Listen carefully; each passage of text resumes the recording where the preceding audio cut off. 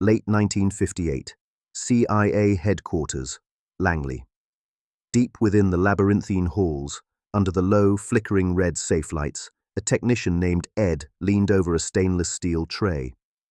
He was working the night shift, developing a classified roll of 70mm reconnaissance film just couriered back from an Eastern European field mission. This was routine, the endless, tedious visual inventory of the Cold War. He'd just pulled a sheet of damp contact prints, ready for the initial inspection, when his eyes snagged on a single frame. -47B. The subject was a ruined late 19th century manor house, photographed just as the foggy dawn was burning off the hills. The mission's primary purpose had been to document the wreckage of a Soviet radar jamming test site. Ed traced his finger across the tiny image, checking the grain and focus. Then he froze. Right there, visible through a cracked, grimy window on the ground floor, was a shape. It was translucent, slightly blurred, and undeniably humanoid. It looked like a spectral shadow, a human silhouette in an otherwise desolate structure where no one should have been.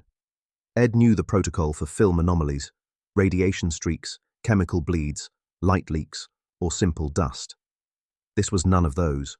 It was a perfectly formed outline, too specific to be random noise. He lifted the negative, holding it up to the faint light, and muttered a word usually reserved for drunken jokes. A ghost? The film was rushed up the chain. Senior analysts at the National Photographic Interpretation Center, NPIC, were immediately baffled. They dismissed the obvious, but couldn't readily explain the evidence. That looks like a heat distortion, one analyst conceded, tracing the ethereal form with a stylus. But capturing heat distortion indoors, on film, where no heat source is evident, that's impossible geometry. NPIC called in their top specialist for photo anomalies, Dr. Robert Baker, an optical physicist brought in specifically to tackle the unexplainable. Baker was the agency's final word on any image that defied conventional explanation.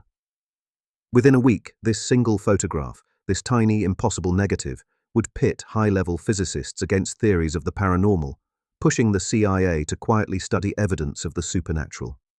The Cold War, it seemed, had just found a new and unnerving battlefield.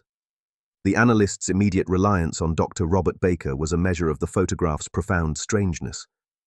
Baker wasn't a spy or a cryptographer. He was an optical physicist with a rare, valuable skill set. He had been quietly recruited from the U.S. Air Force's classified Project Blue Book, the official inquiry into unidentified flying objects, UFOs. His previous mission had been purely one of separation, distinguishing the mundane from the genuinely mysterious. Baker's job was to stand at the intersection of perception and reality. Every UFO photo that landed on his desk was filtered through his methodical scrutiny. He had debunked countless apparent alien ships, proving them to be swamp gas reflecting lens flares, radiation streaks caused by film canisters, or simple double exposures from sloppy field photography. He saw patterns everywhere, but crucially, he knew the physics behind them. He was the agency's best asset in separating verifiable photographic flaws from something truly new. If Baker couldn't explain it with optics, the anomaly was serious. The intelligence community's interest wasn't in spiritual matters, but in the psychological vulnerability of its own agents and interpreters. This inquiry into the paranormal was quietly funded under the umbrella of the CIA's Psychological Warfare Division. Their real concern was understanding how easily a trained human mind could construct a meaningful pattern, a shape, a face, or a ghost, out of ambiguous data. If an anomaly, once seen, couldn't be explained, it became a crack in the analyst's confidence, a point of psychological failure that could be exploited by an adversary. The ultimate fear wasn't capturing proof of ghosts on film. The genuine terror was recognizing how easily a field operative or a trained analyst could be psychologically manipulated into seeing things that weren't real, or interpreting a clear physical phenomenon as something otherworldly. This case, negative number 47B, was rapidly becoming the perfect test case for how easily rational minds could be swayed by photographic evidence that defied immediate explanation. If the experts could be fooled by a mere image, what was the security of the nation built upon? The classified field mission that produced the anomalous image had been entirely routine, aimed at documenting specific Soviet-allied installations. The target location was a derelict estate, previously used by a Soviet military unit for setting up radar jamming equipment. The mission's intent was not paranormal research. It was purely technical reconnaissance. The agency needed proof of the site's status and any remaining equipment. The field operative, working under tight diplomatic cover, utilized a heavily modified Leica M3 camera. This specific model was chosen for its reliability and its ability to accept specialized film cassettes for intelligence gathering. The film stock itself was the critical component, a high-sensitivity, fine-grain infrared film chosen because the mission required documentation of latent heat signatures and structural weaknesses that standard black-and-white film would miss. Infrared film was essential for seeing the heat traces of engines or recently used machinery. The photographer worked in the hours just before and during dawn, leveraging the misty, cool air.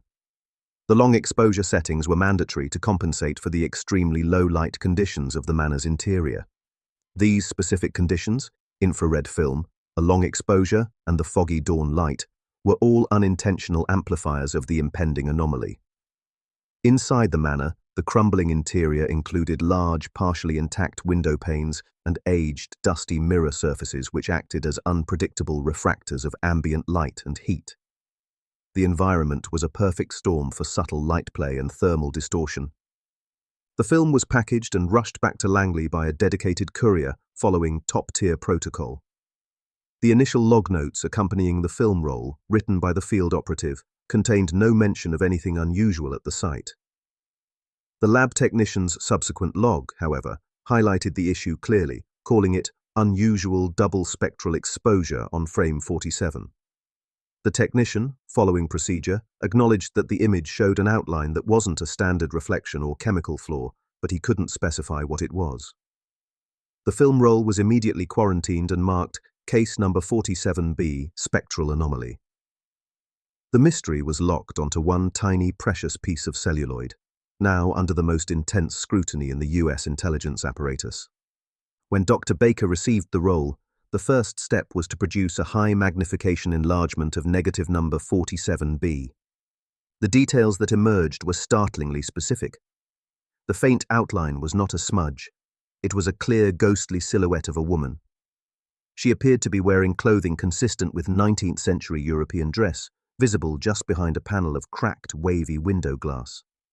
The profile, slightly tilted, gave the illusion of a figure standing motionless, looking out from the ruined mansion. The analyst team immediately confirmed two crucial points. First, the field agent's notes contained no mention of locals being seen anywhere near the manor. The area was restricted and known to be desolate. Second, checking the sequential frames revealed no trace of the figure in the preceding or succeeding exposures. Whatever caused the anomaly was a singular, fleeting event unique to that specific long exposure shot. A few frames earlier, the window was empty. A few frames later, it was empty again. Baker's team then began the process of eliminating every conventional optical possibility. They meticulously modeled the light and angle geometry of the scene. If it was a reflection, the source would have been obvious in the environment. The conclusion was airtight. There was no possible source for a reflection. No reflective surface outside the window could have projected an image of a person standing at that precise internal angle. The silhouette had to originate from that location inside the derelict manor. The contradiction deepened when Baker utilized spectroradiometry, a process designed to measure the electromagnetic signature of the image. The infrared film was chosen to capture heat, and the spectroradiometric readings confirmed a faint but distinct heat bloom concentrated in the exact region of the silhouette. This was the most baffling finding of all. The film had registered a thermal reading consistent with the latent energy given off by a human presence, yet no human body had been documented. The chemical sensitivity of the IR film had somehow captured a thermal signature that no conventional sensor and no known person had produced. The evidence pointed to a physical phenomenon, but one that obeyed no known laws of thermodynamics. They had measured the heat of a non-existent person. The sheer insolence of the photograph, a measured heat signature of a ghost, led to an emergency internal meeting. The atmosphere in the conference room was thick with professional anxiety and barely concealed frustration. The attendees represented the three pillars of the agency's analysis: photo interpreters, who relied on visual data; physicists, who relied on empirical science; and psychologists, who studied human error. The explanations proposed were exhaustive and increasingly desperate. A senior physicist argued for static discharge, claiming the unique humidity of the manor might have created an electrical phenomenon on the film during exposure. A photo technician suggested an obscure chemical defect or incomplete development process in that specific area. Others hypothesized a double exposure but quickly dismissed it. The spectral outline was perfectly integrated into the geometry of the interior, not merely superimposed over the scene. Each theory was tested against the negative's data: the precise outline, the specific angle, and the faint thermal signature. One by one, they failed to replicate the anomaly. No explanation could account for the faint, human-shaped energy signature simultaneously captured by the infrared film. The rational mind struggles when forced to accept data it cannot categorize. The meeting concluded with a draft CIA memo summarizing the findings. The title settled on the dry scientific terminology: Unresolved Photothermal Anomaly, Eastern Theater. The term was dry, official, and utterly insufficient to capture the profound strangeness of the situation. The data defied all logic, making the anomaly an existential problem for an organization built on logic. As the meeting broke up, a junior analyst, exhausted by the fruitless debate, leaned against the doorframe. "Well," he joked to a colleague, "guess we found Langley's first ghost." The name, blending official seriousness with professional gallows humor, stuck. The spectral figure in the window became known internally as the Langley Ghost. The agency, built on rational, Cold War logic, had a new, deeply unsettling file category: the officially, scientifically unexplainable. Dr. Baker knew the key to solving the mystery lay not in debating the negative, but in recreating the environment. He authorized a controlled reenactment at a decommissioned safe house in rural Virginia. The facility was rigged to precisely mimic the lighting and atmospheric conditions reported by the field operative: foggy morning light, low interior illumination, and, critically, the same unique film stock and modified Leica M3 camera. The geometry of the manor window was copied exactly. The team tried everything. They placed heat lamps behind glass, used specialized filters, and even attempted to project faint silhouettes onto the window. Dozens of test exposures were taken, but the results were uniformly clear and boring. Negative number 47b remained a singularity. The impossible effect was unreproducible. The initial tension of the mystery began to curdle into institutional frustration. The physicists were ready to concede to the unexplainable. The breakthrough, as is often the case in science, was accidental. During a late-night run, one of Baker's assistants, checking the seals on the replica window frame, momentarily stood directly behind a pane of aged, slightly warped glass. He was only there for a few seconds, talking to a technician outside before moving away. The camera, set for a long exposure, continued to click, recording the scene for several minutes. When that batch of film was developed, there it was, a faint milky aura, a translucent human outline, the exact spectral signature as the one in negative number 47b. The assistant's momentary presence had been captured by the infrared film. Baker immediately realized the combination of physics that created the anomaly. First, the aged glass. The old, wavy window pane of the manor was not perfectly smooth. It subtly refracted and scattered the energy passing through it. Second, latent heat. The assistant's body heat had been absorbed by the glass and the material of his clothing. Even after he moved away, the infrared film, exposed for several minutes, captured the refracted heat pattern left behind on the pane.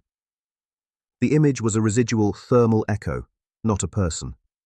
The phenomenon was a new discovery in optics, a reconnaissance flaw that proved that infrared film could misread human presence through transparent, thermally absorbent materials. The impossible was suddenly, definitively, physics. The discovery immediately shifted the focus of the CIA.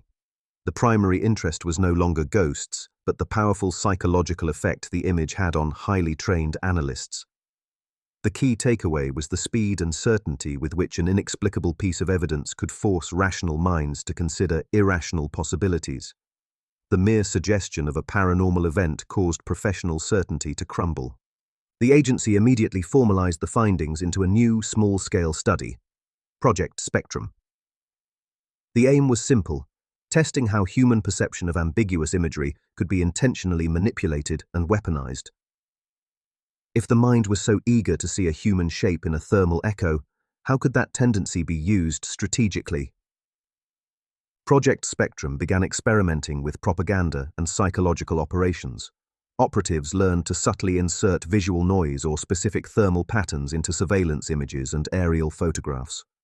Faint lines, ambiguous distortions, or slight color shifts that, when magnified or studied under pressure, seemed to form recognizable shapes, sometimes human, sometimes symbolic. The goal was to evoke unease, confusion, and fear in enemy troops. If a soldier kept seeing faint, inexplicable faces in their operational documents, or if their commanders received reports of phantom troops on reconnaissance, it eroded confidence in their own data and their own sanity. The mind's need to find meaning in chaos became a vulnerability to be exploited. The accidental result of a ghost photo was the formal birth of a new field: cognitive image warfare. This discovery moved beyond simply debunking anomalies. It was about weaponizing the very human tendency toward pattern recognition and superstition, proving that belief itself could be engineered through manipulated data. The physics of a spectral illusion became a new and subtle strategy in the Cold War. The spectral model developed by Dr. Baker and Project Spectrum quickly found a grim, practical application far from the manner in Eastern Europe. As the United States deepened its involvement in Vietnam, the reconnaissance film pouring out of Southeast Asia began exhibiting its own version of the photothermal anomaly. Field reports started referencing phantom platoons or mysterious, unconfirmed movements. Analysts, especially those interpreting large rolls of infrared film taken from low-flying aircraft, kept seeing faint body heat signatures in areas where there were no confirmed enemy troops. These were not ghosts, but the exact same phenomenon Baker had discovered: residual heat patterns left on dense jungle canopy, humid earth, or rock formations, misinterpreted as human presence by the overly sensitive infrared stock. The humidity and heat of the Vietnamese climate amplified the flaw considerably. The result was operational chaos. Intelligence officers authorized mistargeted strikes on empty jungle patches, convinced they had visual evidence of enemy concentrations that had simply moved moments before. This led to wasted resources, missed targets, and an internal paranoia fueled by what seemed like an enemy that could simply vanish without a trace. The thermal echo was causing the military to shoot at shadows. Engineers at Langley had to rapidly apply Baker's spectral model globally. They introduced software filters and recalibration processes specifically designed to differentiate between latent, ambient thermal echo and a live, sustained human heat signature. The corrections were implemented across thousands of reconnaissance missions, preventing countless false alarms and saving operational time. Quantifying the ironies, the ghost story didn't just save intelligence officers from madness, it saved the military millions in avoiding unnecessary B-52 strikes and prevented the escalation of conflicts based on phantom evidence. A simple physics discovery, born from a spooky image, ended up dramatically improving the accuracy and integrity of critical data on a global scale. The ghost became a guide for better, more rational intelligence gathering. Despite the clear, reproducible scientific explanation, the story of negative number 47b proved too compelling to be permanently filed away as a solved physics problem. As analysts retired and field operatives moved on, the lore of the CIA ghost photo began to leak into popular Cold War mythology in the 1970s. The technical explanation of refracted thermal echo through aged glass was dry and complicated, rarely shared outside specialized circles. The folktale version was much more dramatic. Langley kept a secret vault of supernatural evidence, and the agency had genuinely captured the image of a hostile, Soviet-aligned spirit haunting a manor. This myth grew and distorted over the decades, becoming a favorite among conspiracy theorists eager to expose the secret life of US intelligence. The reality was far less glamorous. The negative itself was eventually archived under a plain manila file labeled Spectral Anomaly, Case Number 47B, a case file marked Solved and forgotten among millions of others. The true significance of the case was never the content of the image, but the reaction it provoked. It proved that no matter how sophisticated the technology, the human element, the tendency to panic, to see patterns, to believe, remained the most potent vulnerability. The Cold War was a conflict fought in the shadows, where data was scarce and the stakes were always life and death. The photo was a stark reminder of the ultimate danger in that environment. The danger wasn't in the existence of ghosts or the paranormal. The true danger was in what rational, highly trained people saw when the data before them momentarily defied their expectations. For a moment, America's sharpest eyes mistook physics for the paranormal and proved that belief too can be engineered.